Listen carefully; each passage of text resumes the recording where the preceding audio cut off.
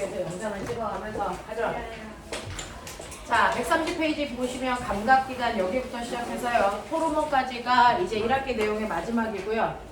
요번 주 토요일날 2시에 오셔서 감기 질문에 해당되는데 문제 푸시고요. 이번 주가 이제 토요일날 와서 과학 문제 푸는 마지막 주. 그리고 나면 네, 그 다음 주부터는 이 시간에 오셔서 수학 문제 풀 거예요. 수학이요? 네, 토요일날. 아 왜요? 내 마음이야. 네? 자, 그리고 토요일날 이번 주에 4시부터 5시까지는 그 지금 1학기 내용에 해당되는 인증 테스트 있어요. 전체 하이스트에서 보는. 그래서 그거 못 보면 내가 선생님들 불려간다. 최선 다해서 해라. 어떤 일 할게요? 응? 어떤 3학년 1학기. 요거 지금부터. 그거요. 10년 동안 그동안 영과 쓰는 애들이 똑같은 시험지를 봤어요. 그래서 그거 시험 봤을 때 성적으로 그 아이들이 어디를 갔는지 해낸 게 있거든요. 그래서 그거랑 비교해 보려고 하는 거예요. 어려워요? 시험 최선을 다해서 보시면 되고요. 내신보다는 살짝 어렵고요. 내신 정도 수준인데 가끔 선행 문제가 조금 껴있는 내용도 있는데 많지 않습니다.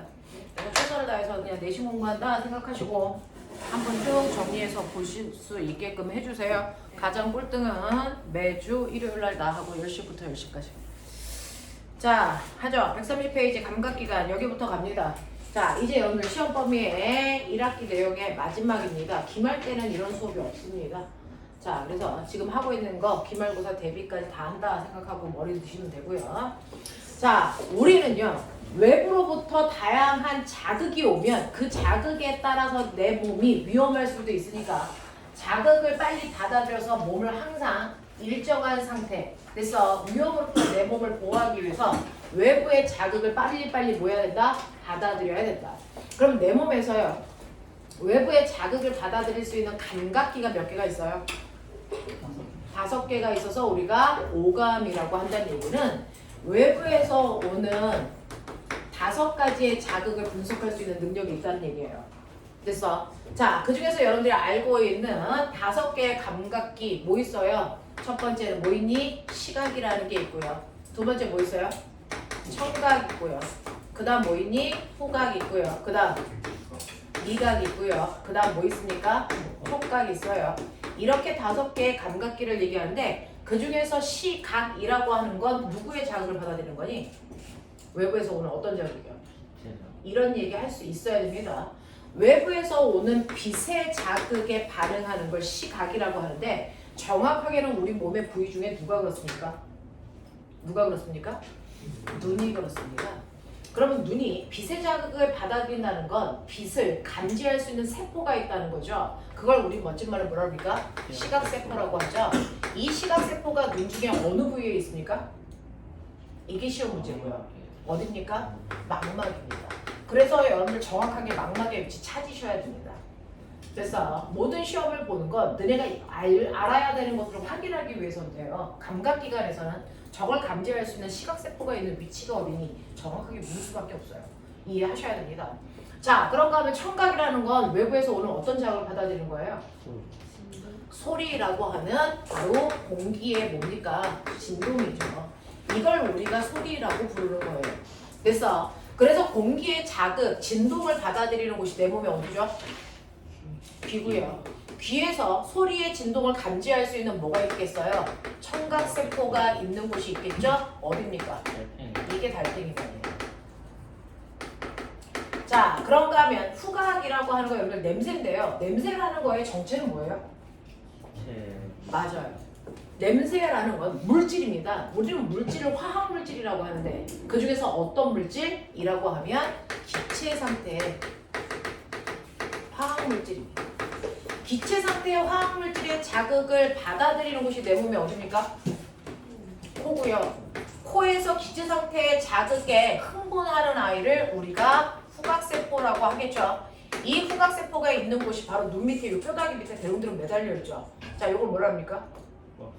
네, 이걸 후각상피라고 한다. 그래 정신 안 차리요. 이것도 기억이 안 나면 뭐 했다는 거냐 세무 시간에. 이런 것들이죠. 자, 그렇게 하면 미각이라는 건 뭡니까? 우리가 얘기하는 맛이라는 건데요. 그 맛의 정체는 뭡니까? 맞아요. 이게 바로 액체 상태의 화학물질입니다.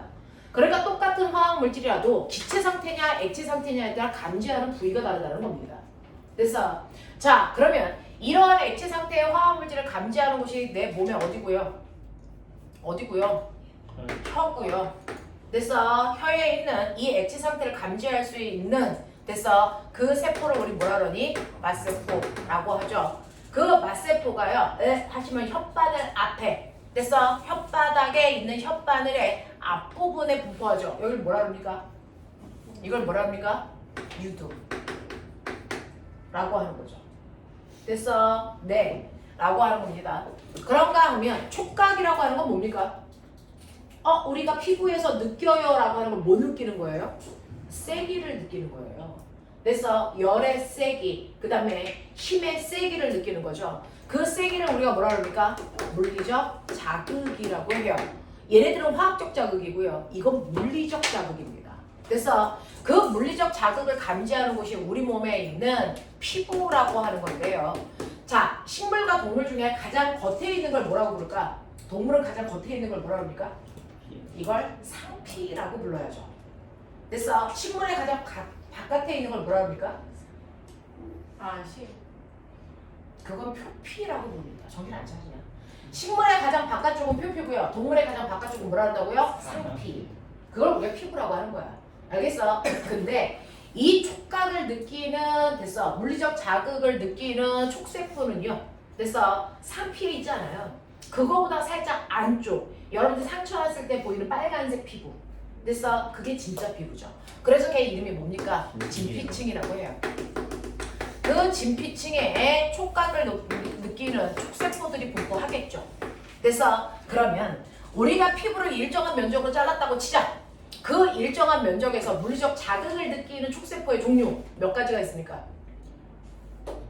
이거 무려 공부 그렇게 해라. 5개 있습니다.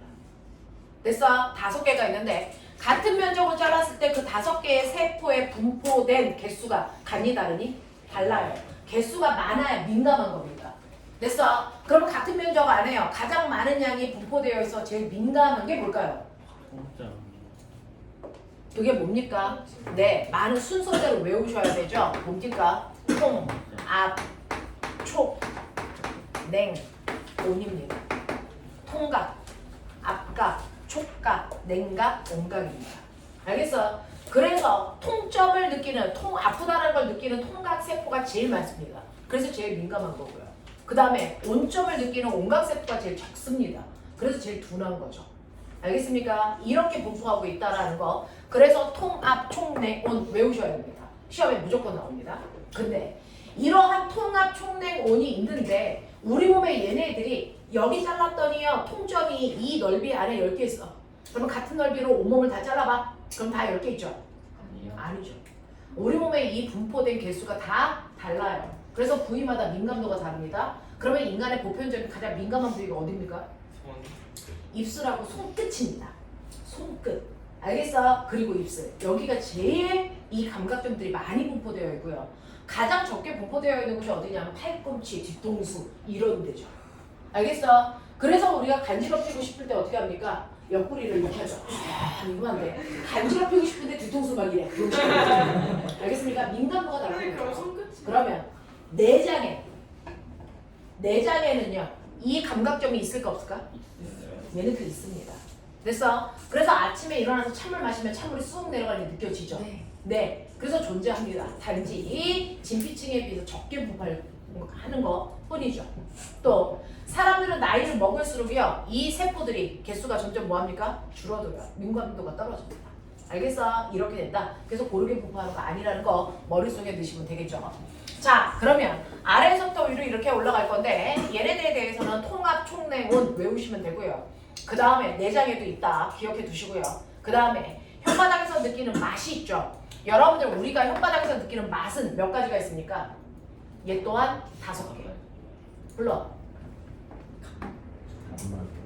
뭐요? 단맛, 쓴맛, 짠맛, 신맛, 감칠맛. 이건 맛이죠. 근데 우리나라 사람들이 제일 좋아하는 그건 맛이 아니라죠. 뭡니까? 뭡니까? 맵다라고 하는 매운맛 하고요. 또 하나 더 있죠. 떨다라고 하는 거죠. 이 미친년아. 됐어? 이 맵다와 떨다는 맛이 아니래. 그럼 이건 뭘까? 혓바닥 두피부죠. 거기서 느끼는 피부 감각이에요. 됐어? 그 중에서 맵다라고 하는 건 뭐? 통점. 떨다라는 건 앞점 자극입니다. 됐어? 그래서 맵다는 통점을, 떨다는 앞점을 자극을 하고 있는 거예요. 그래서 한국 사람들은 매운 음식 먹으면 아 매워 그러는데 내 혓바닥은 아파 죽겠어 이렇게 얘기하고 있는 거예요. 무슨 말인지 알겠어? 이렇게 된다. 자, 그래서 맛인 것과 맛이 아닌 것 구분하시면 되겠죠. 됐어? 그 다음에 인간이 가지고 있는 오감 중에 가장 민감한 게 뭘 것 같아요? 열나 잘 공부했다. 뭡니까? 후각입니다. 인간이 가지고 있는 감각기 중에서 가장 발달한 게 후각이라서요. 후각이 가장 뭐하다? 예민하다 이렇게 표현합니다. 그러면 가장 예민하기 때문에 나타나는 특징이 있죠. 뭡니까? 쉽게 피로해진다. 그게 무슨 뜻입니까? 쉽게 피로하다. 이게 무슨 뜻입니까? 같은 냄새를 지속적으로 맡을 수 없다라는 뜻입니다. 이 멍청하다. 됐어. 그래서 여러분들이 간이 화장실에 문 열고 딱 들어가면 우와 스멜 장난 아니죠. 됐죠? 그래서 처음에는 숨도 못 쉬겠는데 볼일 보고 있는 동안에 적응을 합니다. 그래서 숨도 잘 쉽니다. 됐죠? 자, 그래서 볼일 다 보고 나왔는데 예병을 핸드폰을 두고 나왔어. 그럼 다시 그 문을 열어야죠. 됐어? 그러면 다시 그 문을 여는 순간 다시 처음처럼 느껴지는 거죠. 됐어? 지속적으로 맡을 수 없다는 거죠. 왜? 쉽게 피로해지기 때문에. 됐어? 그 냄새를 맡는 됐어? 후세포가 어디 있냐면 여러분들 이렇게 되어 있으면 사람이에요? 네. 이렇게 코 속으로 냄새가 들어가겠죠. 그러면 여기 눈 밑에 있는 여기가 후각 상피에 여기에 후세포가 이렇게 대롱대롱 매달려 있어요. 여기에 기체 물질을 감지하며 냄새를 맡는 거야. 근데 여러분들이 비염 걸린 아이들이지 코 속에 물이 잔뜩 들어있는 애들. 됐어. 그래서 후각 상피에 기체 상태의 화학물질이 닿아서 없어도 냄새를 못 맡게 되는 겁니다. 알겠어? 이렇게 된다. 라고 하는 것도 좀 기억을 좀 해봐 두시면 되겠죠. 자, 그런가 하면 여러분 실제 맛은요. 실제 맛은 혓바닥에서 느끼는 맛만으로 모든 맛을 표현할 수 없어요. 왜? 여러분들이 먹을 때요. 상큼한 맛, 상큼하다라는 맛은 존재하지 않습니다. 됐죠? 우리가 실제 느끼는 맛은요. 후각과 미각이 결합되어서 대뇌에서 그 정보를 파악해서 맛으로 인지하는 거예요. 그래서 상큼하다는 건 코에서 느낀 겁니다. 그래서 사과하고 양파를 넣고요. 눈 감고 코를 이렇게 막고 먹으면 내가 먹고 있는 게 사과인지 양파인지 구분할 수 없대요. 네.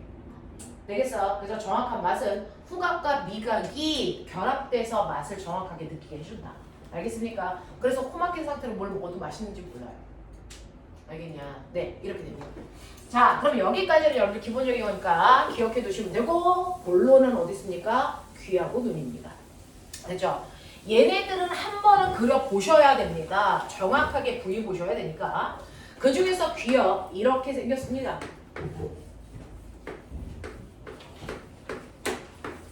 제가 제 선생님보다 조금 더 귀를 잘 그리는 편입니다. 이렇게 되어있죠. 됐어. 네, 소리의 진동을 모으는 얘가 귓바퀴. 귀 속으로 들어가는 귀를 웨이도라고 하는 이 두 개는 중학교에서 쓸모가 없어요. 외울 필요는 없지만 그런 게 있다. 그래서 귓바퀴, 웨이도. 됐어. 자, 그랬을 때 소리와 관련된 거 기능 중에 첫 번째 얘가 맨 처음에 소리와 관련된 첫 번째 장소죠. 얘는 뭡니까? 고막이죠. 고막의 역할이 뭡니까? 그 진동을 처음으로 뭐 한다? 감지하는 안테나입니다. 알겠어? 공기의 진동을 처음으로 감지합니다. 그래서 고막이 터지면 소리를 들을 수 없습니다. 되겠어? 자, 근데 고막에서 느끼는 소리의 세기가 대단히 약해요. 그래서 됐어? 소리를 정확하게 분석하려면 소리의 크기를 뭐 해줘야 되니? 크게 해야죠. 증폭. 누가 합니까? 누가 합니까? 얘가 할까? 됐어? 얘 이름이 뭡니까? 청소꼬리입니다. 이 청소꼬리 소리를 뭐 시킨다? 증폭시키는 역할을 한다. 스피커. 알겠습니까? 이런 얘기고요. 자, 그 다음에 소리와 관련된 거 뭘 것 같습니까? 뭐예요? 뭡니까? 얘죠. 얘 이름이 뭐예요? 달팽이처럼 생겼다. 달팽이관. 여기에 뭐 있습니까? 청각세포가 분포해서 됐어. 소리의 정보를 저장합니다.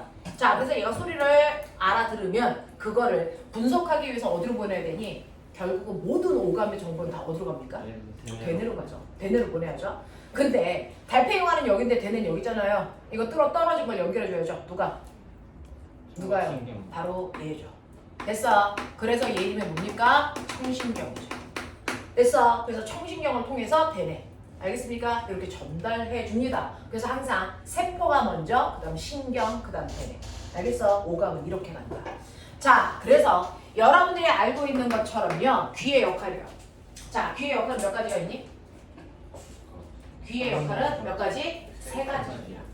됐어. 귀의 역할은 세 가지가 있는데 그 중에서 귀의 역할 중 첫 번째 소리를 듣는 공기의 진동이 지나가는 순서대로 바르게 연결한 걸 찾아라 이럴 거죠. 자, 그랬을 때 첫 번째가 뭡니까? 고막. 그 다음에 어딥니까? 청소골. 그 다음에 어딥니까? 달팽이관. 됐어. 이 달팽이관을 우리가 청각세포라고 해도 같은 말. 알겠어? 그 다음에 어디를 통해? 청신경을 통해 어디로 간다? 대뇌로 간다? 이렇게 소리가 지나가는 경로입니다. 됐어? 그래서 귀는 이렇게 소리를 감지하는 역할을 하는 장소들도 있지만 귀의 역할은 이거 말고 두 개가 더 있죠. 그 중에서 두 번째가 뭡니까? 몸의 평형 감각을 담당하죠. 몸의 평형 감각을 담당하는 곳이 어디와 어디입니까? 네, 바로 요 부분에 해당되는 전정기관과 하나 더. 네, 방골이관이죠. 되겠어? 그 중에서요, 전정기관은 뭘 감지하는 줄 아세요? 전정기관은 정확하게 중력을 느낍니다. 그래서 몸의 기울기를 느끼는 거야. 그래서 몸이 이렇게 기울어져도 넘어지지 않게 반대편으로 힘주고 있어요, 나 스스로가. 그걸 전정기관이 해주는 거야. 알겠어? 그 다음에 눈을 감고 자동차를 타고 있었는데 아빠가 우회전하는지 좌회전하는지 느낄 수 있을까 없을까? 있어요. 그게 누구 때문입니까? 방골이관 때문입니다. 그래서 방골이관은 여러분들이 알고 있는 것처럼요, 우리 몸에 어느 쪽으로 휘는지 회전 기능을 담당하는 건데요. 어떻게요? 이 안에 액체 있어요. 우리가 회전할 때 그 액체가 같이 회전을 해서, 됐어? 여러분이 뺑글뺑글 돌다가 멈추면 계속 어지럽죠? 왜? 이 안에 있는 액체가 반성 때문에 계속 돌기 때문입니다. 알겠습니까? 이렇게 됐다 라고 하는 이 정보는 누구한테 갑니까 그러면? 손해한테. 이거는 운동 기능이니까 손해한테 가야죠. 알겠어? 중추가 다르다고요. 알겠죠? 자, 그 다음에 귀에서 하는 마지막 역할이 뭡니까? 압력 조절이죠. 우리 몸과 몸속의 압력을 항상 갖게끔 하려고 한다고요. 됐어? 그랬을 때 압력을 조절해야 되는데 그 압력을 조절하는 역할을 하는 아이가 바로 얘입니다. 얘 이름이 뭡니까? 얘 이름이 뭡니까? 이 개놈의 새끼들. 이거 이름 뭐야? 귀 인두관이에요. 귀 인두관이 몸속과 몸 밖의 압력을 똑같게 조절해주기 때문에 비행기 타고 갑자기 하늘 위로 확 하고 올라갈 때 어디가 아픕니까? 귀가 먹먹하죠. 왜? 귀 인두관이 여기 있어서 그래요. 알겠습니까? 네, 그래서 걔가 압력 조절을 하고 있기 때문에 먹먹하다가 압력을 똑같게 맞춰놓으면 귀가 빵 하고 뚫리는 듯한 느낌. 알겠습니까? 이렇게 됩니다. 네, 여기까지 머릿속에 집어넣어놔야 귀의 역할을 정확하게 한다. 그 중에서 소리의 정보만 대뇌로 가는 거다. 알겠어? 나머지 정보는 대뇌로 가지 않는다. 알겠냐? 이렇게 됩니다. 그래서 귀의 역할 이런 식으로 정확하게 공부하자. 뭐 하나 배웠으니까. 자, 그러면 귀의 역할은 됐어요. 이제 가장 하이라이트 뭐로 갑니까? 눈으로 가죠. 눈이 가장 복잡합니다. 여러분들이 알아두셔야 되는 눈은요, 첫 번째 눈의 구조를 보셔야 되는데 만져보시면 알겠지만 앞부분이 볼록하죠. 됐어. 우리가 안구라고 하는 거 눈 안자고요. 구자는 원구자예요. 그래서 눈이 이렇게 동그랗다는 얘기죠. 눈깔이 빠지면 이렇습니다. 됐죠? 이 눈은 몇 겹으로 둘러싸여 있을까요? 눈은 몇 겹의 막을 가지고 있니? 눈은 세 겹의 막으로 둘러싸여 있습니다. 세 겹입니다.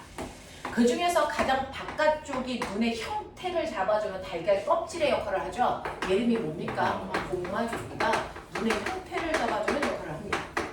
됐어. 그 공막이 앞으로 오면 뒷부분은 달걀 껍질처럼 하얀데요. 앞부분의 공막이 변한 게 얘죠. 여러분들이 눈을 손으로 만질 수 있는 부분, 이게 뭡니까? 각막입니다. 투명합니다. 눈의 앞부분을 보호합니다. 공막의 변형입니다. 알겠어? 그리고 두 번째 있는 이 막의 역할이 뭡니까? 얘 이름.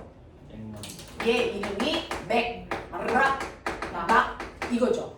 얘는 어둠 상자의 역할을 합니다. 그래서 빛이 앞으로 들어왔다가요. 자, 상이 맺힐 때까지 못 나가게 빛을 여기다 갖다 두죠. 만약에 맥락막이 없어 앞으로 들어온 빛이 뒤로 그냥 나가니까 내 뒤통수가 뭡니까? 랜턴이 되는 거야. 알겠어? 근데 그러지 않잖아? 맥락막이 있기 때문이야. 어둠 상자 역할. 알겠습니까? 자, 그런가 하면 실제로 상이 맺히는 옛날 카메라로 얘기하면 카메라 필름 같은 역할. 알겠어? 네, 상이 맺히는 역할을 하는 시각세포가 있는 곳이 어딥니까? 네, 가장 안쪽에만 얘가 바로 망막입니다. 이 망막에 시각세포가 있어서 빛이 여기에 모여야 상이 빵 하고 찍혀요. 됐어? 그럼 망막에요. 시각세포가 고르게 다 분포하죠? 아닙니다. 시각세포가 없어서 망막에 빛이 모여도 볼 수 없는 부위가 있어요. 거기를 뭐라 합니까? 우리는 맹점이라고 합니다. 맹인과 같은 부위. 됐어? 그런가 하면 시각세포가 집중적으로 모여 있어서 거기에 빛이 모여야 잘 보입니다. 알겠어? 시각세포가 집중적으로 모여있는 여기를 우리 뭐라 그럽니까? 여기를 황반이라고 합니다. 그 황반 안에 있는 시각세포의 종류, 막대세포와 원뿔세포는 재상쌤한테 배우시면 되고요. 중학교 과정이 아니니까. 알겠습니까? 이렇게 된다. 자, 그런가 하면 눈 앞부분에요. 볼록 렌즈와 같은 역할을 하는 아주 중요한 아이가 있죠. 얘는 뭡니까? 얘가 바로 수정체고요. 이 수정체는 볼록 렌즈와 똑같은 역할을 하기 때문에 빛을 뭐합니까? 굴절시켜서 뭐 해주니? 모아주는 역할을 하는 거죠. 망막이. 이런 식으로. 알겠습니까? 네, 그래서 빛을 굴절시켜 한 지점에 모여주게끔 해주는 게 수정체 역할입니다. 됐죠? 자, 그러면 수정체에서 망막까지 여기 다 비어있니? 아니요. 아니죠. 여기 뭐 있어요? 유리체. 네, 유리차례는 액체로 꽉 차 있습니다. 됐어? 그러니 여러분들이 하셔야 되는 거 첫 번째, 빛이 지나가는 빛의 경로를 정확하게 얘기할 수 있어야 된다. 알겠죠? 첫 번째 빛이 어디로 갑니까? 아이! 빛이 어디로 가? 빛이! 말해! 그렇지. 각막을 지나 어디로 가니? 수정체지. 어디서 돌아? 또! 유리체를. 그렇지. 유리체를 지나서 어디로 가니?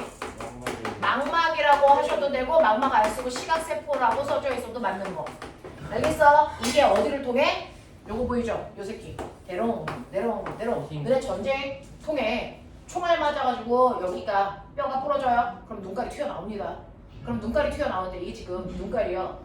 이 뒤통수에서 미는 힘 때문에 눈깔이 나오려고 한다고요. 눈알이. 근데 뼈의 구멍이 작아서 여기에 못 나오는 겁니다. 그만큼 안구가 큽니다. 이렇게 들어있어요. 근데 여기 뼈가 부러지죠? 안구가 튀겨 나옵니다. 알겠어? 그래서 옛날 전쟁터에서 눈알 빠진 아이들 되게 많아요. 됐죠? 그럼 눈알 튀겨 나왔어. 저기 이거 떨어지니? 안 떨어져요. 대로대로 매달려 있죠. 왜? 얘 때문에. 됐어? 얘리면 뭡니까? 네, 얘가 신경이고 제대로 연결되어 있어. 알겠어? 그래서 눈알이 빠지면 이거 그대로 젖은 수건으로 잘 감싸가지고 병원 가면 넣어줘요. 네. 그럼 못할 거야. 선생님 그러면은 이러고 있을 아래가 뭐예요? 또 시작한다. 자, 이렇게 해서 되네. 이렇게 갑니다. 네. 뭐야? 이렇게 떨어지면 아래가 보이는 거 아니에요? 네, 아래도 보이고 이렇게 하면 눈깔 빠진 네 얼굴도 보여. 왜요? 그쵸? 안 보일 이유가 뭐가 있어? 그 이러고 세포만 안 다치면 그대로 다 보여. 이거 이렇게 하면 뒤통수도 보이고. 어? 그래서 뺑을 열어 오늘. 새끼들이. 야, 니 좋은데? 가재 눈깔처럼 이렇게 빠져가지고 이렇게 사방 보겠는데? 근데 진짜예요? 네, 할 수 있죠. 안쪽 떼어서 이러고 네, 좋겠다 너. 빠져서 좋겠다. 시야가 넓네. 시야가 넓어졌네. 아, 해냈네. 컨닝할 때 이렇게 했죠. 미친년 지랄하고 앉아있네. 자, 그래서 빛이 지나가는 경우 이렇습니다. 정신 차려. 자, 근데 눈이 가장 어렵다는 게 뭐냐면 눈은요 엄청나게 다양한 조절력을 가지고 있어요. 그래서 눈에서 조절 능력을 가지고 있는데 첫 번째 조절 능력 중에 뭡니까? 첫 번째가 바로 명암 조절이죠. 명암 조절의 한국말로 뭐니? 조리. 명암 조절이 한국말로 뭐니? 쫄면. 밝기 조절이죠. 알겠습니까? 밝기 조절입니다. 너무나도 빛이 세게 들어오는데요. 됐어. 그 빛을 다 받으면 눈부셔서 물체가 안 보여요. 근데 어두운데 공공이 너무 작으면 빛이 조금밖에 안 들어오니까 어두워서 안 보이겠죠. 그래서 눈 속으로 들어오는 빛의 양을 조절하는 능력. 됐어? 이게 명암 조절입니다. 됐죠? 그 명암 조절을 하는 눈을 보시면 이렇게 눈이 되어 있는데 여러분 눈동자라고 하는 예쁜 거 있죠? 여기에. 됐죠? 그래서 눈동자의 색깔 됐어? 보시면 눈이 검정색, 갈색, 파란색 됐어? 뭐 이런 것들 있죠. 서로 막 남자애들끼리 쳐다보고 그러지 마. 비유상에 좀 이렇게 그윽하고 서로 쳐다보고 지랄들이야. 자, 그래서 이렇게 누나를 보면 선생님 같은 경우는 엄청나게 갈색이거든요. 그렇죠? 네. 근데 거기에 보면 아주 까만 애가 안에 있는 거 아세요? 네.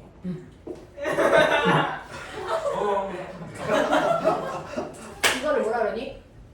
아주 까만 이거? 동공이요. 동공이라고. 니 뭐라 그랬냐? 동시 같은 연놈의 새끼들.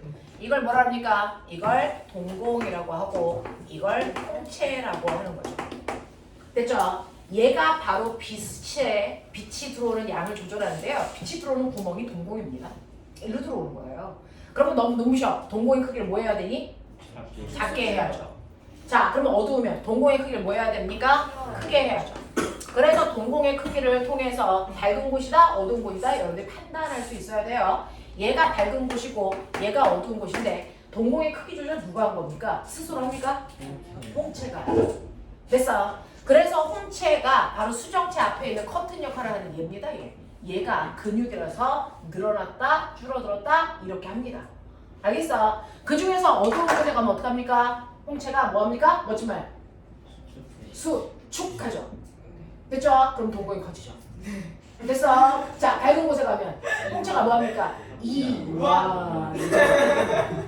알겠습니까? 네. 그래서 홍채의 수축과 이완을 통해서 동공의 크기가 달라지고 그것 때문에 빛에 들어오는 양을 조절해서 밝기 조절을 할 수 있어요. 이게 명암 조절입니다. 알겠어? 여러분들은 사진계에서 조리개 역할을 하는 거다라고 생각하면 되겠습니다. 자, 그래서 이 그림 판단할 수 있어야 되고요. 두 번째, 눈에서 조절하는 건 밝기 말고 두 번째 뭐 조절할 수 있어요? 거리에 내가 물어봤어. 죄송한데 이거 다 하셨어요? 다 하셨대. 거리죠. 뭡니까? 원근 조절이라고 멋진 말로 하겠죠. 원자가 무슨 원자니? 멀원 근자가 네, 그래서 멀고 가까운 거리 조절해 줍니다. 빛이 모이는 초점 거리 조절한다는 얘기야. 알겠어? 자, 그래서 원근 조절 해주는데요. 그 중에서 원근에 따라서 바뀌어야 되는 게 우리 진표는 머리 뒤통수로 묶었어. 어머 예뻐. 양면 아니.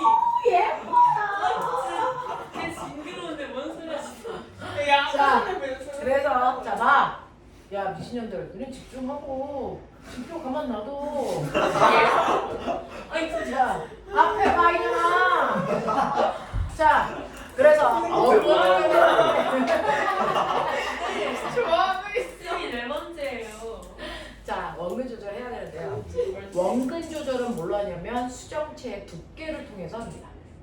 됐죠? 수정체의 두께를 통해서 해요. 평상시에 수정체 이렇게 되어 있어요. 이렇게 되어 있는데 여러분들이 가까운 곳을 볼 때와 먼 곳을 볼 때 수정체의 두께가 달라져야지 초점을 맞출 수 있습니다. 맞죠? 자, 그 중에서 수정체가 평상시에 비해서 훨씬 두꺼워졌다. 어딜 보고 있다는 얘기니? 네, 가까운 곳을 보고 있다는 얘기죠. 됐어. 수정체가 대단히 얇아졌다. 어딜 보고 있다는 얘기입니까? 먼 곳을 보고 있다는 얘기입니다. 알겠습니까? 그래서 수정체의 두께로 어딜 보고 있는지를 판단하셔야 되는데 이 수정체의 두께 조절 누가 해줍니까? 바로 여기에 이렇게 있는 근육이 수정체를 잡아당겼다 놨다 잡아당겼다 놨다 이질을 하고 있는 거야. 됐어? 얘 이름이 뭐라고요? 선모체라고요. 자, 근데 실제로는 거짓말입니다. 선모체는요 수정체에 붙어있지 않고 떨어져 있습니다. 이렇게 있고요. 수정체랑 붙어있는 건 선모체와 수정체 사이에 있는 뭡니까? 진대라는 아이가 있어요. 이걸 중학교 때 안 배우는 거죠. 됐어? 네. 수정체, 선모체, 나 진대. 알겠어? 네. 그래서 먼 곳을 볼 거야. 수정체 얇게 해야죠. 그랬을 때 진대가 양쪽으로 잡아당깁니다. 수정체 얇아지고 선모체도 뭐 해줍니까? 얇아져요. 그랬다 가까운 데를 볼 거면 탁 묻혀. 그리고 되게 두꺼워집니다. 됐죠? 그래서 가운데 진대가 있고요. 여기에 있는 수정체와 선모체를 움직입니다. 됐죠? 자, 여기 봐. 자, 가까운 곳을 볼 때는 수정체가 뭐 해진다고요? 두꺼워진다고요. 먼 곳을 볼 때 뭐 해진다고요? 얇아진다고요. 됐어? 이걸 표현하는 거예요. 자, 그래서 여러분들이 보시는 것처럼 선모체와 수정체의 변화는 똑같이 일어날 수밖에 없어요. 그 중에서 선모체가 가까운 곳을 봅니다. 선모체가 뭐여야 됩니까? 두꺼워져야 돼, 얇아져야 돼? 두꺼워져야죠. 됐죠? 그래서 선모체가 뭐 하면? 수축하면. 맞잖아 수축. 맞아요! 맞는데 왜? 됐어? 수정체가 뭐 해지니? 수정체가 뭐 해지니? 두꺼워져. 네. 됐어? 먼 곳을 볼 때는요, 선모체가 뭐합니까? 이완하여. 수정체가 뭐 해줍니까? 얇아집니다. 근데 이거 나이 먹으면 이 짓을 잘 못합니다. 선생님 노안이면 안 돼요. 아이고. 정말 아이고요. 그래서 안경 주면서 울었어요. 자, 쌤이요? 어. 안경사는 문제야. 그래서 나이를 먹으면 저걸 조절하는 근육에 힘이 떨어져서 그래서 이거 조절을 못합니다. 자, 그래서 노안이라고 하는 게 되는데 여러분들도 사실은 선생님하고 다 똑같이 병신인 거죠. 병신 판정을 받았으니까 여기 보조 기구를 끼고 다니는 거잖아요. 아, 그치. 됐어요. 저도 여기 렌즈 저도 있어요. 보여요. 그래서 서준 엄마가 야 시력이 나쁜 거지 안 보이는 사람은 없어. 그건 장님이라고 하는 거야. 다 보여. 됐어. 자, 그래서 여러분 시력 조절이 잘 안 되는 게 바로 저 능력이 떨어지기 때문인데 그 중에서 우리가 그나마 잘 볼 수 있는 눈은 뭐니? 잘 볼 수 있는 곳 어디입니까? 우리는 어디를 그나마 잘 볼 수 있어? 너네 안경 껴 있는 사람들. 가까운 곳은 그나마 잘 볼 수 있죠. 가까울 근자, 볼 실자. 그래서 너네들이 근시야. 그나마 가까운 곳을 잘 볼 수 있어요. 그래서 그나마 가까운 곳을 잘 볼 수 있는 이러한 근시의 문제점이 뭔지 아세요? 가까운 곳은 잘 보지만 먼 곳에 있는 건 잘 안 보이잖아요. 이러한 근시의 문제점은 평범한 사람들에 비해서 수정체가 훨씬 뭐해졌다? 뚱뚱한 상태로 있는 거예요. 얇아지지 않습니다. 그래서 수정체가 훨씬 더 볼록한 상태로 있기 때문에 빛이 훨씬 더 빠르게 뭐합니까? 모여요. 그러니까 뒤에 있는 망막까지 갈 수 있니 없니? 없어요. 자, 그래서 근시는요. 수정체가 정상인에 비해서 훨씬 더 뭐하다? 두껍다. 그래서 상이 망막보다 어디에 맺혀 있다? 앞에 맺히는 눈이 근시가 돼요. 그러면 이 상을 뒤로 밀어줘야 되겠죠. 자, 뒤로 밀어주려고 눈가를 밀면 터집니다. 그럼 어떻게 해야 됩니까? 방법이 있을 수 있잖아. 그 방법은 안 된다고. 그죠? 자, 그래서 얘는 망막의 상을 맺히게 하기 위해서 너무 빨리 굴절시키니까 그 앞에 빛을 퍼뜨리는 뭐가 필요합니까? 오목렌즈로 만든 보조기구가 필요해서 그걸 끼고 계신 거예요. 그래서 오목렌즈에서 빛을 일단 한번 뭐합니까? 퍼뜨리고 그리고 나서 수정체에서 이 빛을 모아서 망막에 매치게 해주는 거죠. 알겠습니까? 이런 식으로 해서 근시는 보조기구가 오목렌즈입니다. 이것과 반대되는 눈이 뭐라 그럴까요? 네. 난시는 뭐야? 날씨 두 개로 보이는 거 그게 바로 원시입니다. 그래서 원시는 따로 외울 필요 없죠. 근시만 제대로 외우시면 됩니다. 알겠습니까? 이렇게 된다라고 하는 거 기억해봐 두시면 됩니다. 그래서 여러분들 눈까지 기억을 좀 해봐 두시면 되겠죠. 그래서 매번 나오는 게 자, 책을 읽다가 밤하늘에 떠있는 별을 본다 뭐 이런 얘기도 나온단 말이죠. 됐어? 자, 책을 보다가 밤하늘에 떠있는 별을 보려면 동공이 뭐 해줘야 되니? 동공이 뭐 해줘야? 동공이 개새끼야! 동공! 뭐 해줘? 커지죠. 그쵸? 그러려면 홍채가 뭐 해야 되니? 동공이 커지려면 홍채가 뭐 해야 되니까? 홍채가 수축해서 동공이 커집니다. 맞죠? 네. 그 다음에 수정체는 뭐 해줘야 되니? 그게 얇아져야죠. 수정체가 얇아지려면 선모체가 뭐 해야 되니까? 이완해야죠. 알겠습니까? 네. 너네는 왜 다 그렇게 진표를 쳐다보냐? 그냥 나 혼자 보게 놔둬. 그냥 책만 보면 제 얼굴 달아. 이미 달았어요. 선생님 좋아하나 보여. 저 생각에. 아니. 자, 됐어요? 자, 됐어요. 이게 우리 몸에 있는 오감이랑 감각기관이야. 알겠죠? 자, 여러분들은요, 지금 하고 있는 수업 시간에는 물리 원도 아니 생물 원에 대한 얘기를 하다 보니 훨씬 더 깊이에 들어가니까 중학교에서 봐야 되는 초점보다 훨씬 더 안쪽으로 들어가거든요. 그래서 중학교에서 밟아야 되는 것들을 놓칠 수도 있어서 그래서 해드리는 거지 안 배워서 해드리는 게 아니야. 알겠어? 그래서 중학교는 딱 요 깊이까지만 알아. 알겠냐? 요렇게 됩니다. 자, 그래서 요렇게 해서 오감이라는 감각기관이 있다는 거 머릿속에 집어넣으시면 됩니다. 자, 그러면 이러한 감각기관에서 외부의 자극을 받아들였어. 그럼 너네 알죠? 외부의 자극을 받아들인다고 해서 우리가 분석하고 느낄 수 있는 건 아니야. 분석하고 느끼려면 그걸 어디로 보내줘야 돼? 대뇌라고 하는 중추신경으로 보내줘야 된단 말이야. 됐어? 자, 그래서 정보들을 분석해서 그걸 가지고 우리 몸을 보호할 수 있게끔 내 몸은 거미줄처럼 온몸이 뭘로 되어 있다? 정보를 주고받는 신경덩어리로 되어 있어요. 됐죠? 자, 근데 너네 알죠? 우리가 알고 있는 생물은 몸을 구성하는 기본 단위가 뭡니까? 세포입니다. 그럼 신경도 뭘로 되어 있습니까? 세포로 되어 있어요. 됐어? 신경을 구성하는 세포를 뭐라 합니까? 신경을 구성하는 세포의 이름이 뭡니까? 뉴런입니다. 신경을 구성하는 세포의 이름 뉴런이고요. 뉴런은 이런 식으로 생겼죠. 기억하십니까? 이런 식으로 생겨 있는 게 세포라고 하는 뉴런입니다. 저 자체가 한 개의 세포입니다. 세포 중에 제일 중요한 게 뭡니까? 핵이죠. 그러면 여기 핵 어디 있어요? 여기 있죠. 핵을 포함하고 있는 이 대가리를 뭐라 합니까? 이걸 신경 뭐라고 하니? 세포체라고 하고요. 그걸 뺀 나머지 볼록볼록 튀어나와 있는 부분들을 싸잡아 뭐라 합니까? 이걸 신경돌기. 정신 차리자. 됐어. 그래서 신경세포체와 신경돌기를 합해서 우리가 뉴런이라고 부르는 겁니다. 자, 근데 신경돌기 두 가지가 있죠? 불러 이제. 네. 머리 부분에 있는 돌기 뭐라 그래요? 가지돌기라고 해요. 왜? 나뭇가지처럼 생겼으니까. 됐어. 그래서 얘를 가지돌기라고 하고요. 밑에 있는 걸 뭐라 합니까? 축삭돌기 또는 축색돌기. 됐어. 이렇게 얘기합니다. 그러면 돌기라고 그냥 하면 되는데 굳이 이름을 나누는 이유가 뭐야? 역할이 달라서 그렇습니다. 됐어. 가지돌기의 역할은 뭡니까? 외부로부터 자극을 받아들이는 됐어. 네, 기능을 하죠. 그래서 자극을 받아들이는 역할을 하는 게 가지돌기고요. 축삭돌기는 뭡니까? 받아들인 자극을 다른 뉴런한테 뭐합니까? 전달. 해주는 역할을 해요. 그래서 역할이 다르기 때문에 이름을 구분해서 부릅니다. 됐어? 자, 이러한 뉴런이 하나가 아니고요. 여러 개가 쭉 한 줄로 연결되어 있어야 이게 바로 신경입니다. 됐죠? 이런 식으로 되어 있어요. 그래서 뉴런들이 이렇게 배열되어 있단 말이죠. 자, 그랬을 때 A, B, C 내가 B에다가 자극을 빵 하고 줬어. 됐어? 그러면 이 자극에 대한 정보는 어디로 갑니까? B를 지나 어디로 갑니까? C로 갑니까? A로는 못 갑니다. 됐어? 거꾸로 못 가는 이유가 뭘까요? 바로 얘네들의 역할 때문입니다. 됐어? 그래서 자극을 주면 그 뉴런의 가지돌기가 자극을 받아서 축삭돌기 쪽으로 내보내죠. 됐어? 그럼 축삭돌기에서 나온 정보를 또 다른 가지돌기가 받아서 이렇게 갑니다. 근데 얘가 이렇게 갈 수 없는 이유는 뭐냐면 가지돌기에서는 자극을 전달시켜주는 물질이 없다고요. 됐어? 전달해줄 수 있는 물질이 없기 때문에 여기까지 자극이 와도 뱉어내지 못해요. 그래서 위로 못 가. 그래서 신경은 일방통행입니다.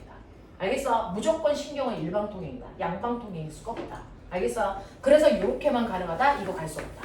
알겠습니까? 기억해 두셔야 된다. 역할 때문이다. 자, 근데 이러한 신경에도 종류가 있는 거 알죠? 우리가 지금 막 배운 것처럼 오감이랑 연결되어 있는 신경이 있겠죠. 자, 걔네들이 받은 정보를 뇌한테 전달하면 뇌는 분석을 하고요. 그 결과 우리 몸을 피해라고 하면 우리 몸이 피할 수 있게 근육한테 명령을 전달하는 것도 신경이 하는 겁니다. 됐어? 그래서 신경의 종류는 세 가지가 있는데 이렇게 감각기와 연결되어 있는 신경을 뭐라 합니까? 감각신경. 자, 그 다음에 정보를 분석하는 신경을 뭐라 합니까? 연합신경. 그리고 근육한테 명령을 전달하는 이 아이를 뭐라 합니까? 이거를 운동신경이라고 해서 신경은 이렇게 중학교 용어로 얘기하면 감각신경, 연합신경, 운동신경 또는 감각뉴런, 연합뉴런, 운동뉴런 이렇게 얘기하죠.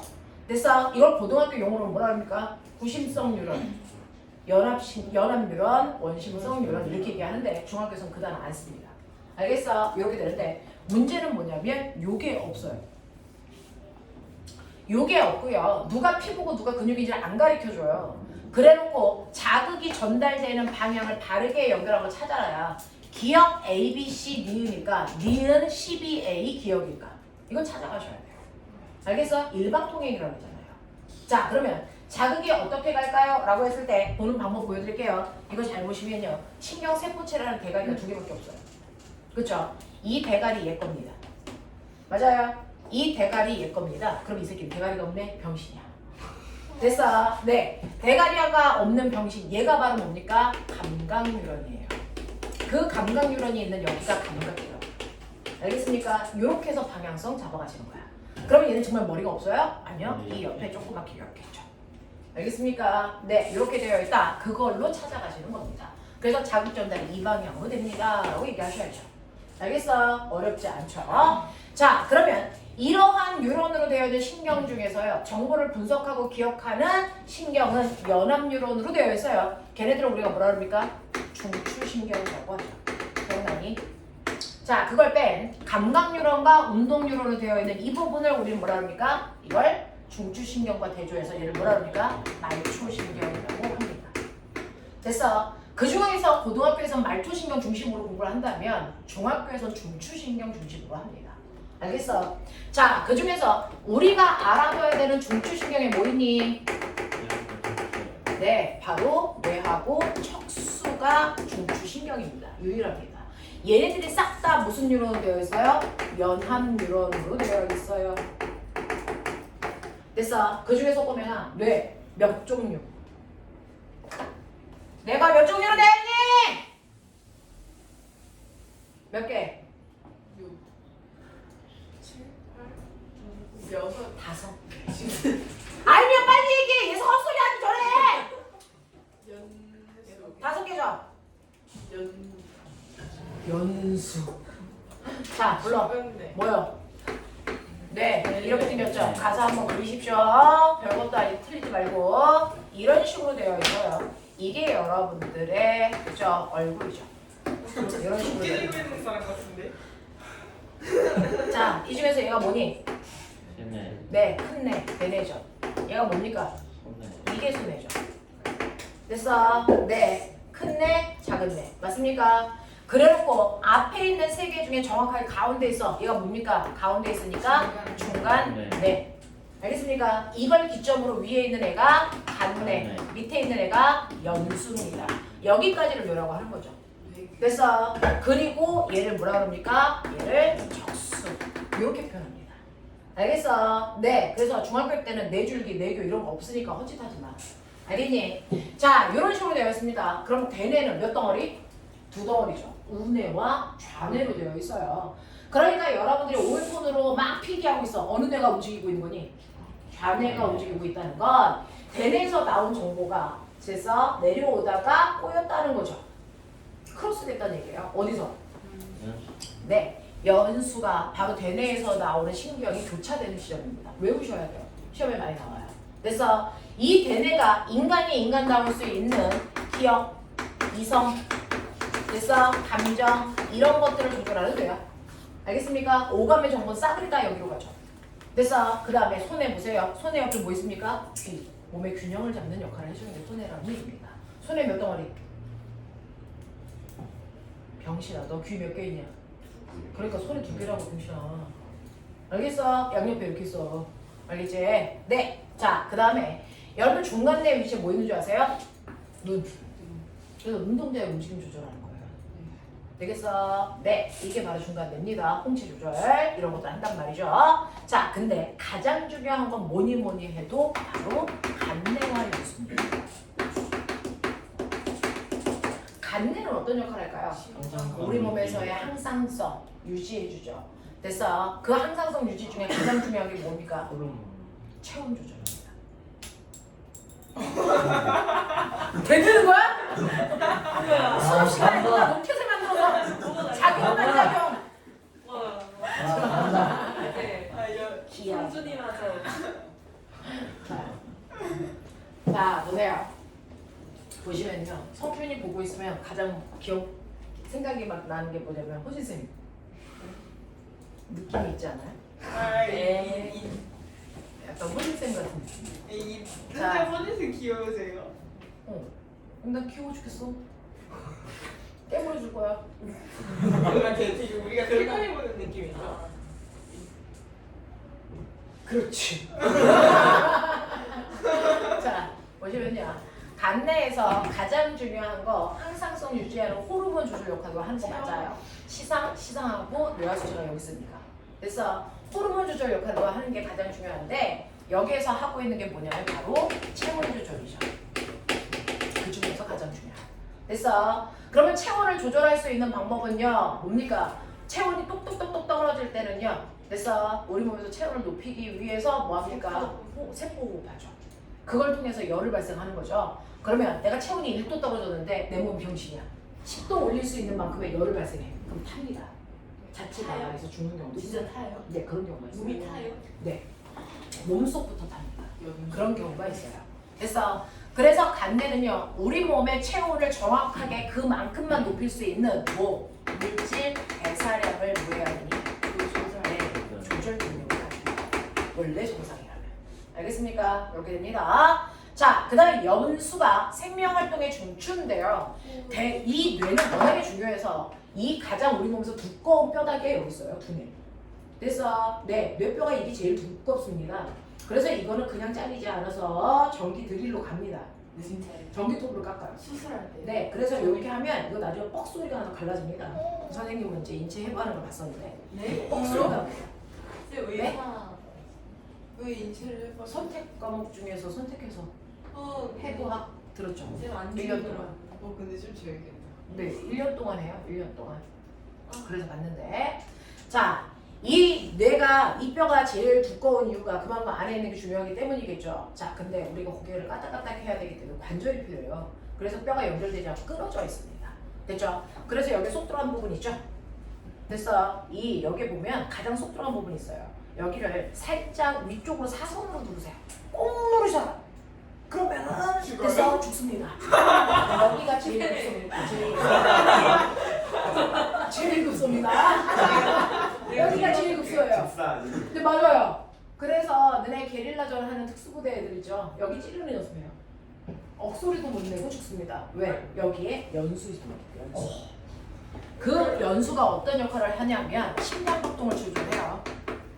그러니까 여러분들이 여기를 빵 누르는 순간 심장 꼭꼭 멈춰요. 그래서 억소리도 못 냅니다. 그래서 바로 죽어요. 제일 급소예요. 안 아파요? 그렇죠? 아파요. 뒤지게 아파요. 자, 심장 박동을 조절해주는 역할을 하고요. 심장 박동을 하게끔 하고요. 그 다음에 호흡을 하게끔 해요. 그 다음에 소화 능력 조절. 됐어? 이런 것들 한단 말이야. 그래서 연수는 생명 활동의 보다 중추다. 그리고 얘네 신경에 뭐야? 교차가 일어나는 지점이다. 외우셔야 됩니다. 알겠어? 이렇게 된다라고 하는 거 기억해 두시면 되고요. 그 밑에 있는 척수는요, 신경이 이동하는 통로인 거죠. 그 중에서 척수의 어느 부분이 끊기잖아요. 연합뉴런의 장점이 뭐야? 재생이 안 돼. 그건 장점이죠. 그래서 아이가 극단적이야. 재생이 안 돼. 한번 끊어지면 그걸로 끝이야. 그래서 넘을 수 없는 강을 건넌 거죠. 그래서 옛날에는 막 이렇게 벽에다가 뭐 걸 때요, 못질 엄청 많이 했어요. 그래서 저렇게 시계도 걸고 액자도 걸고 막 학교에서 그랬단 말이죠. 자, 근데 저런 것들이 떨어지면 이제 못이 이렇게 드러나 있단 말이죠. 근데 애들하고 장난치다가 탁 하고 밀었는데 어떤 새끼 여기가 박힌 거죠. 여기가 박힌 거예요. 그래서 여기에 못이 싹 들어갔는데, 그래서 네, 자 이렇게 되면 여기 연수 척수 안에 있는 신경이 끊어집니다. 그럼 전신마비가 되는 거죠. 그래서 다리의 근육은 멀쩡한데 다리를 움직일 수가 없어요. 진짜요? 우리가 이 발가락 하나 까딱하는 것도 신경이 전달해서 움직이게 해주는 거예요, 근육을. 그러니 근육이 멀쩡해도 지금 발가락을 까딱거리라는 명령이 전달되지 않는 순간 네 몸을 하나도 움직일 수 없어요. 그게 전신마비예요. 알겠어? 하반신 마비는 여기가 끊어진 거죠. 그럼 그 밑을 못 씁니다. 알겠어? 근데 불구라는 게 그렇게 어렵지 않아요. 쉽게 만들 수 있어요. 그러니까 초등학교에 가면 애들 막 서로 막 밀치기 하고 막 장난치고 대들에서 넘어뜨리고 막 그러잖아요. 그거 재수없으면 그 아이 가는 거예요. 차라리 죽으면 편해. 알겠어? 이런 거죠. 그래서 너네 장난치면 어른들 깜짝깜짝 놀라는 이유가 그런 것들이야. 일어날 수 있는 다양한 경우의 수를 알고 있기 때문인 거죠. 못 고쳐져. 못 고쳐. 못 고치지. 신경이 재생. 심을 수도 있지. 없어요. 불가능합니다.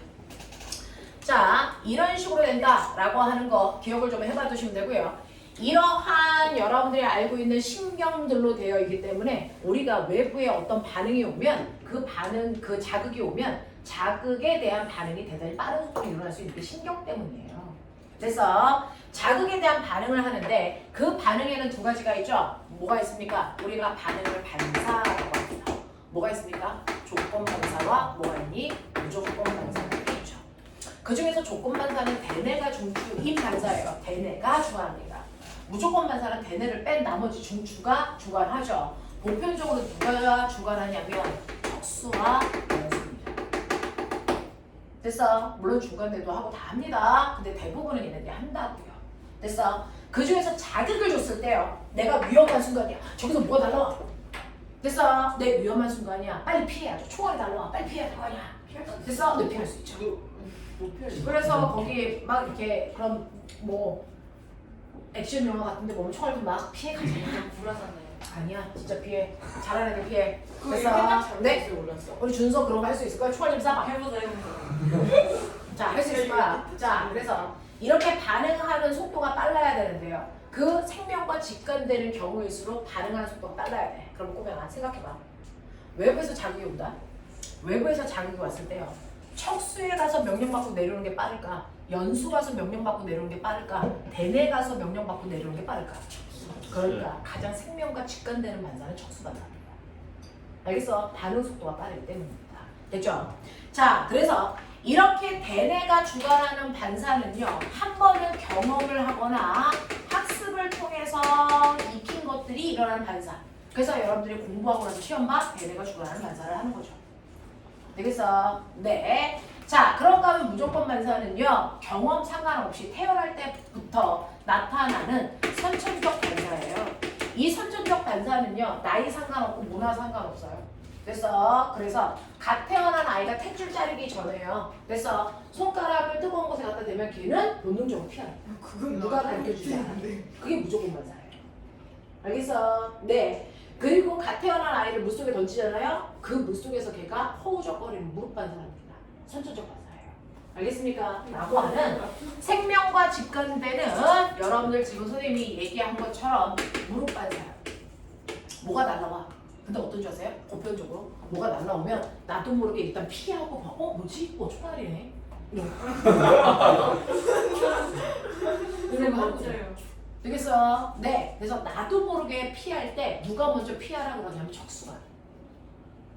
척수가 먼저 피하라는 명령을 내리고 그 정보 계속 올라오면서 뭐지? 그러고 보았는데 총알인 거죠. 됐어? 피했는데 해코탄이야. 잘한 거야. 됐어? 뭐 이런 것들 하는 거죠.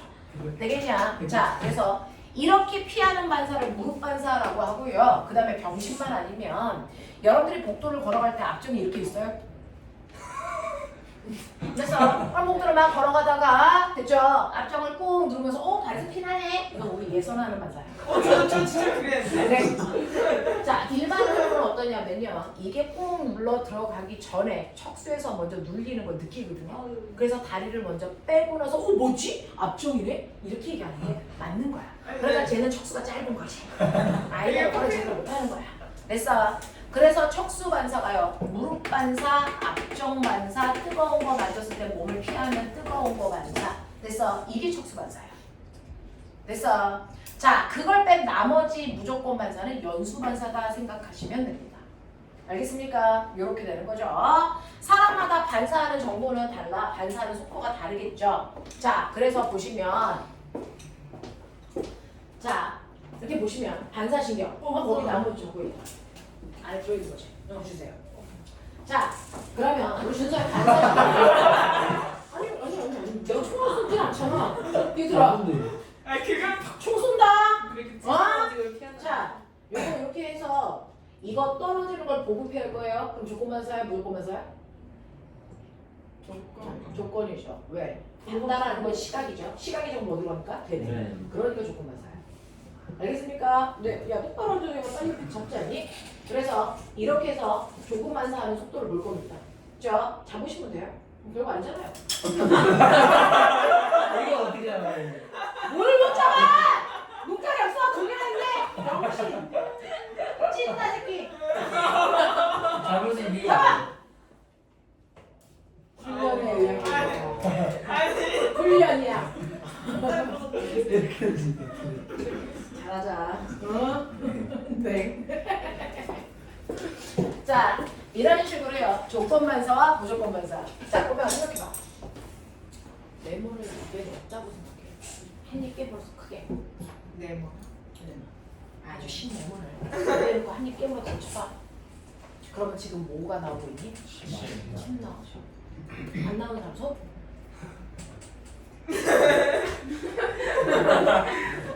무슨 소리야? 너무 우아하게 욕할 것 같아네. 자, 근데요, 여러분들이 선생님하고 똑같은 거예요. 됐어요? 네, 맑게 알아듣기 시작하는 애한테 야, 네 입에 레몬 있다고 생각해봐. 할수 있다고 생각해봐. 침 나오지? 이게 말도 안 나올까? 안 나와요. 왜? 레몬을 생각해서 한 입 깨물었을 때 얼마나 신지를 여러분들이 경험을 하거나 책을 통해서 익혔기 때문에 반사신경으로 침이 나오는 거예요. 무슨 반사예요? 조건 반사예요. 근데 그거에 대해서 배우지 않거나 경험하지 않은 애한테 레몬 생각했는데 침이 안 나와? 이거 병신 아니야? 그런다고요. 네가 병신이야. 알겠어? 이런 것들. 되겠습니까? 그래서 조건 반사, 무조건 반사 구분하셔야 되는데 자, 우리요. 조건 반사에서도 무조건 반사에서도 같은 결과 나오는 경우가 있죠. 대표적으로 뭐가 그러냐면 눈물이거든요. 눈물, 침 이거는 조건 반사에서 대뇌가 주관을 할 때 나올 수도 있고요. 무조건 반사에서 얘네들을 나오게 하는 건 연수입니다. 됐어? 자, 그 중에서요. 여러분들이 음식을 씹고 있을 때 나오는 침은 무슨 침일까요? 연수 반사의 무조건 반사 침입니다. 소화시키기 위해서. 됐어? 근데 뭔가 음식을 생각만 해도 입에서 침이 뭐야 먹고 싶어. 됐어? 이건 대뇌가 주관하는 침입니다. 알겠어? 네, 이렇게 되죠. 자, 눈에 먼지가 들어가요. 눈에 먼지가 들어갈 때 나도 모르게 눈물이 막 나오죠. 됐어? 이건 연수가 주관하는 눈물입니다. 근데 박보검이 선생님한테 좋아한대. 사랑해. 근데 난 결혼했잖아. 받아줄 수 없다고 난 또. 됐어? 가져왔겠지. 근데 아이가 얼마나 마음이 아플지를 생각하니까 눈물이 막 나. 됐어? 이건 감정에 의해서 나오는 뭡니까? 조건 반사의 눈물입니다. 그래서 눈물이요. 무조건 반사에 의해서 나오는 눈물과 조건 반사에 의해서 나오는 눈물은 성분 자체가 달라. 짠 정도가 달라요. 먹어보면 맛이 다르다. 진짜. 먹어야겠다고. 진짜요? 네네. 맛성분이 달라요. 뭐? 됐어? 네. 그래서 감정에 의해서 흐르는 눈물과 여러분들이 먼지 같은 거 하품할 때 나오는 눈물은 성분 자체가 다릅니다. 진짜요? 네. 부위가 다릅니다. 눈물샘이 두 어, 개예요. 눈물샘이 두 개가 아니고요. 거기서 여러분들 호르몬이 돼서 분비가 좀 된대요. 그래서 화학적인 성분이 좀 달라진대요. 자, 이렇게 된다라고 하는 거 기억해 두시면 되겠죠? 이게 바로 여러분들이 알고 있는 신경이라는 겁니다. 자, 근데 문제는요. 우리가 외부의 자극으로부터 우리 몸을 지키기 위해서 신경만으로 미흡하대요. 왜? 신경에 장점도 있지만 단점도 있어요. 그걸 해결하기 위해서 우리 몸에 뭐가 있습니까? 호르몬이라는 게 있습니다. 됐어?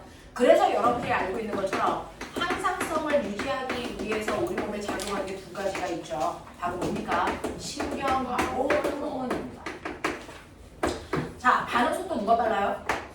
신경이 대단히 빠른 속도로 반응을 합니다. 네, 하지만 얘는 한 번만 일어나는 일시적인 거고요.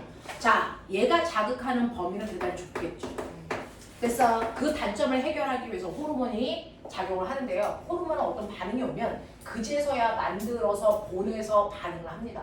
열나. 그래서 반응 속도는 느리지만 그래서 우리 몸 전체에 반응하고요. 그래서 네, 항상성이 유지될 때까지 지속적으로 반응한다는 거죠. 그래서 이 두 가지가 동시에 우리 몸을 조절하는 역할을 한답니다. 그럼 우리 몸에서 호르몬을 만들 수 있는 장소 5군데 있습니다. 이 또한 불러 위에서부터 깜짝이야. 죽여버려 임마. 아, 위에서부터요? 네. 뭡니까? 뇌하수체. 호르몬을 만들 수 있는 곳이 뇌하수체. 그다음 여기 갑상샘.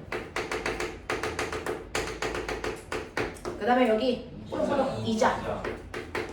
이자샘이죠.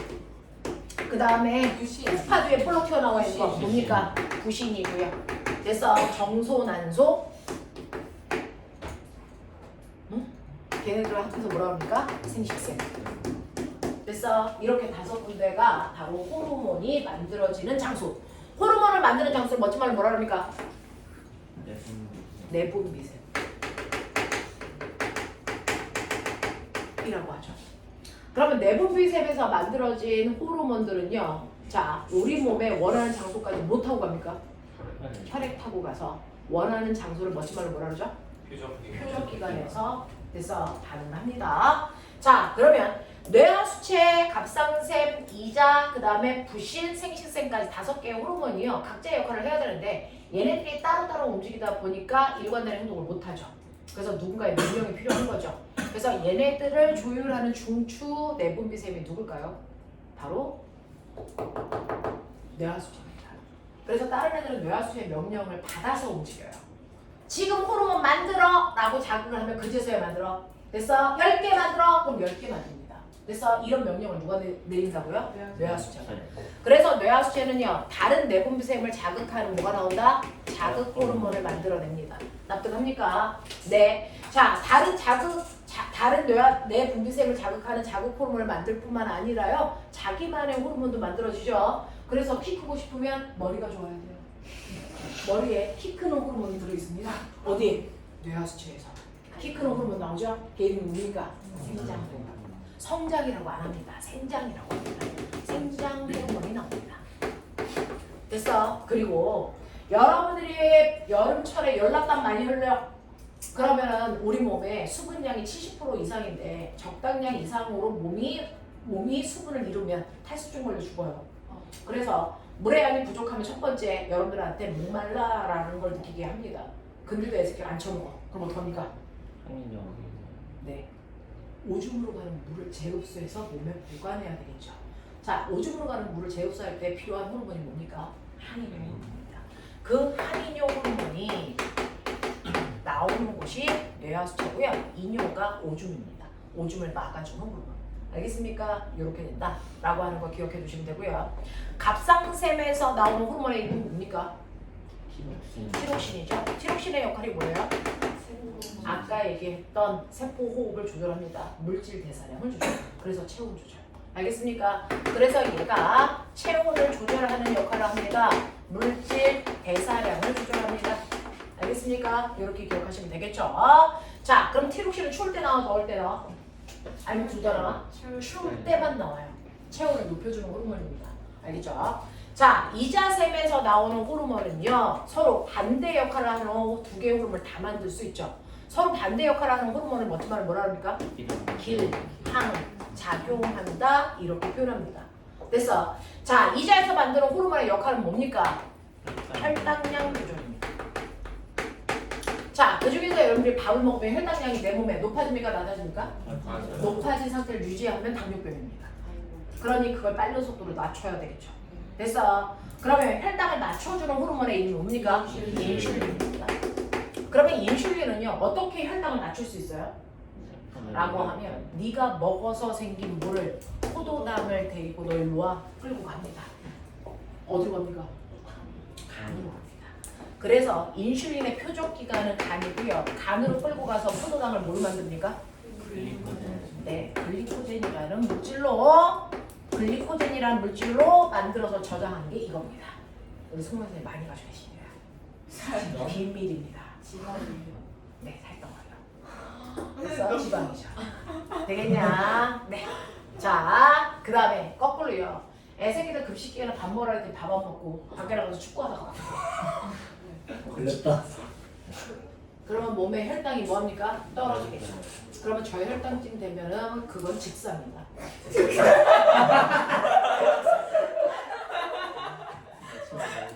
자, 그래서 이렇게 혈당량이 떨어지면 혈당량을 높이려고 하는 호르몬이 필요하겠죠. 그 호르몬의 이름은 뭡니까?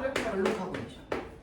글루카곤이라는 호르몬은요, 간으로 가서 똑같이 표적기관이 간입니다. 간으로 가서 아까 저장했던 그거 다시 줘 라고 하면 글리코젠을 부셔서 포도당을 만들어서 다시 피 속에 그걸 뿌려줍니다. 그래서 혈당량을 정상치로 만들어주는 역할. 알겠어? 그래서 서로 반대 역할을 하기 때문에 기량작용한다 이렇게 표현합니다. 알겠습니까? 네, 이렇게 되고요. 나중에 고등학교에 올라가면 인슐린을 만드는 건 베타세포야 뭐 이런 거 다 배우잖아요. 그래서 그런 것들 기억하시면 되고요. 자, 중학교에서 필요 없고요. 자, 그 다음에 부신으로 가죠. 자, 부신에서 만들어지는 호르몬의 이름은 중학교 때 아드레날린이라고 중학교 때 얘기하고요. 고등학교 때는 에피네프린. 됐어. 이렇게 얘기한단 말이야. 자, 아드레날린은 흥분하게끔 하는 호르몬입니다. 깜깜한 숲속에서 길을 잃었는데 그래서 갑자기 진표처럼 생기는 거 막 나타나. 흥분하죠.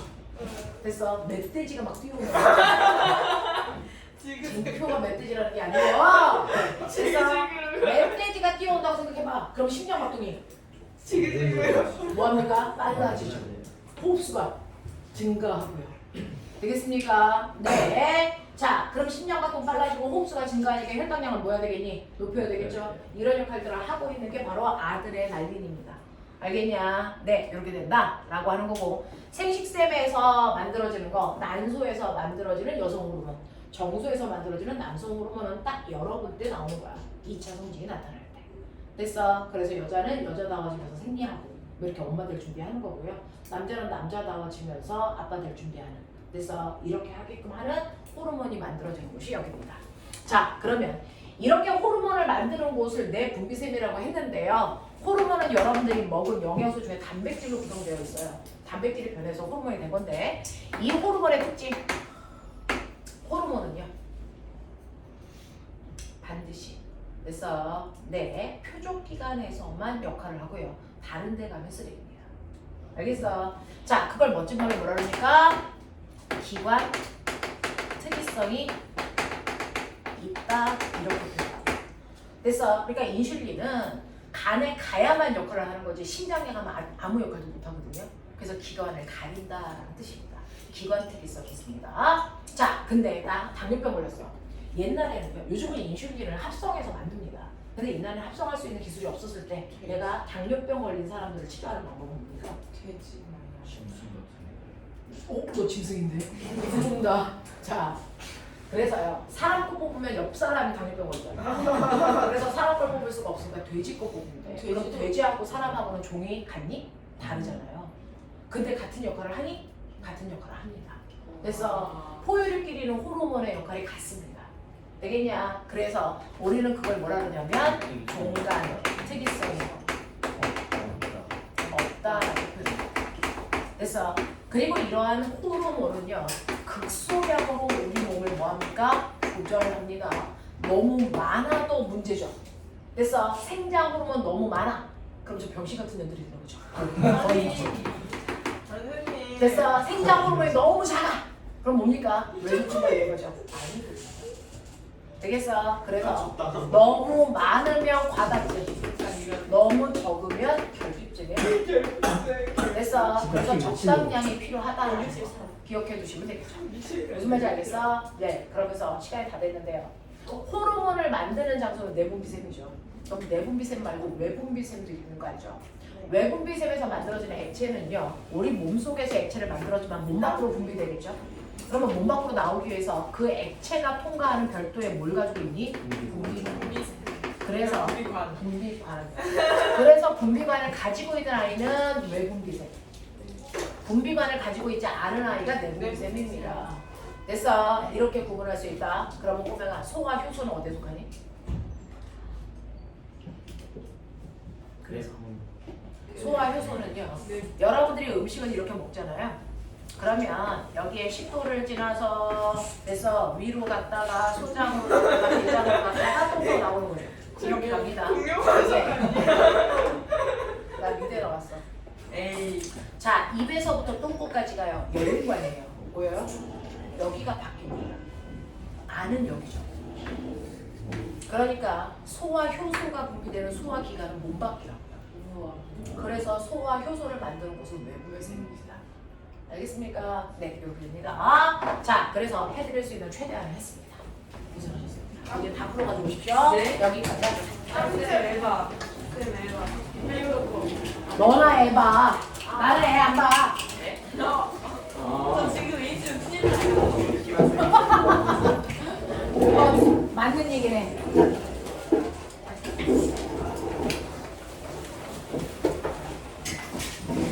어디 가십시오. 주시오. 안녕히 가십시오. 아, 집 갔다.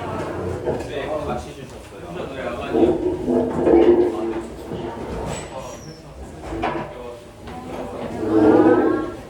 뭐라고?